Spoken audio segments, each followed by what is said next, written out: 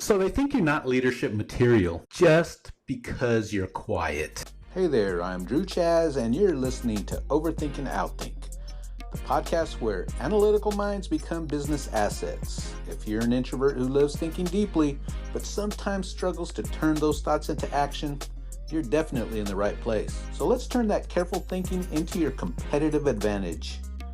Let's get to it.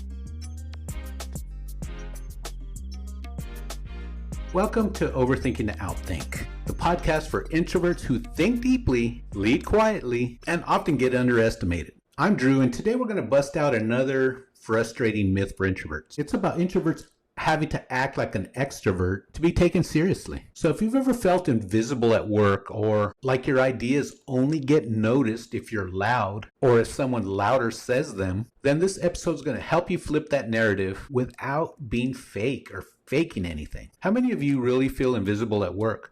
No matter what you do, you go into a meeting, everyone's yelling out crap, just, it's normal. People are providing ideas and that kind of thing. You're thinking, because that's what we do. We think about the situations and we come up with these ideas in our head before we speak. We want to speak because we want to give some information or a response that provides value, right? Well, by the end of this episode, you're going to know how to command respect without pretending to be extroverted, get your ideas noticed without interrupting or competing for airspace. You're going to learn to use introvert-specific strengths to gain influence and trust. And you're going to build that quiet confidence that is going to lead to more leadership opportunities. So why do we get overlooked? Why do introverts continue to get overlooked at work? So let's just freaking call it what it is. The workplace and the world is most often biased towards loud people. What are some of the things that we always tend to hear? You've got to speak up. You got to take that initiative, and you need to be more vocal to get that promotion. All of that is total bullshit, but really, what they're really trying to tell you is you just don't look like the leader that we expect, which is farthest from the truth, and you should not accept that. But why do they do this? It's because leadership is still associated with extroverted traits, like being outgoing and being quick on your feet and socially dominant. But let me ask you this, does that really make you a good leader? Are you a leader of people by doing that? I would say no. What's the real definition of leadership, especially in the workplace? But meanwhile, all this is taking place, what are some of the introverted traits that we possess?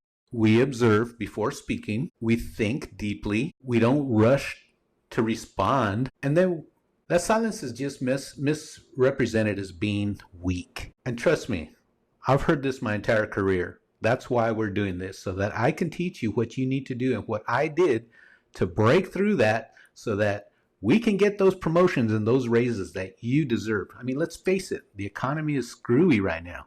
Everything's going up, but is your salary going up?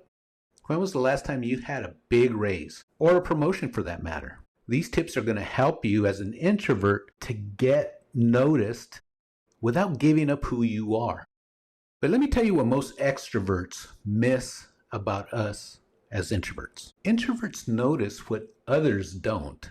We prepare more thoroughly, and when we speak, we usually mean it. And it actually has real substance to it and real meaning. One misconception is that quiet is equal to incapable. I mean, you can always fake it, but let me tell you why faking it often backfires. A lot of introverts just play the extroverted game just to get noticed. You raise your voice, you tend to network harder than you've ever done. You say yes to things that drain you just to prove that you're a team player. But who are you trying to prove it to?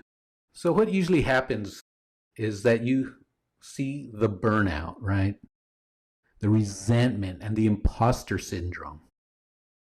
You don't need to be anybody but yourself. You just need to learn how to use those introverted strengths to your advantage. And you don't need to be somebody else to lead. You just need to get that strategy to fit to who you are. So today I'm going to give you 7 strategies to be taken serious without faking it. Step 1 is to lead with preparation. Don't wait to be asked for your opinion. Show up to meetings with 1 or 2 points that you've already prepared for and that you're ready to speak on. That type of readiness, first of all, shows leadership. And you can do this even without dominating. Step 2 is to use power phrases. You can practice short, grounded phrases like, look, here's what I'm noticing, or let's take a look at this at a different angle. These phrases help introverts enter conversations without needing to fight for any space.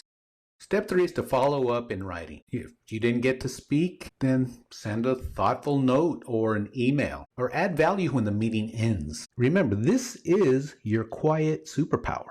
So number 4, own your own body language. You don't have to be loud, but you can be solid. Sit upright, look people in the eyes, and then use calm pauses. That presence is going to speak volumes. Step 5 is to ask better questions. You don't always have to have the answer to be a good leader. Just ask the questions that reframe the conversation. And people are going to remember that. Step 6 is to say no strategically. When you protect your bandwidth, people will respect your boundaries and your time.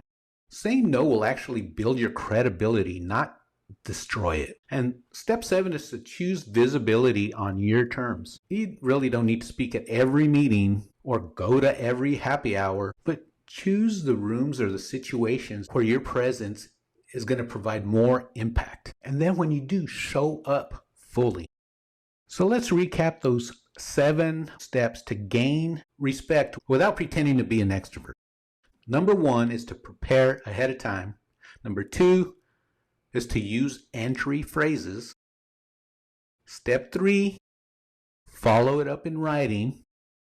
Step 4, strengthen your body language. Step 5, lead with questions. Step 6 is to protect your time.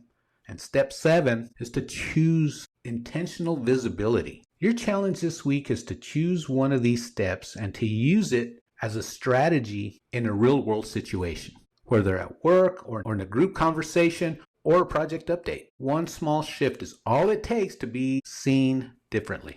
So if this episode helped you in any way, don't keep it to yourself. Share it with another introvert that can use this methodology, or maybe some other quiet leader in the making. Don't forget to subscribe and to leave a review. And hopefully it's a 5-star review, but just leave a review. It really helps me get my message out to other introverts who really could use this. I mean, you could use that raise, right? You could use that promotion. These steps will get you noticed in a way that you don't have to change yourself. You can just be who you are. And remember, your analytical mind isn't what's holding you back. It's your greatest strength when you know how to use it. So until next time, keep thinking deeply and moving forward. And most of all, you be you. This is Drew Chaz, and you've been listening to Overthinking to Outtthink. If this episode resonated with you, share it with another deep thinker in your life.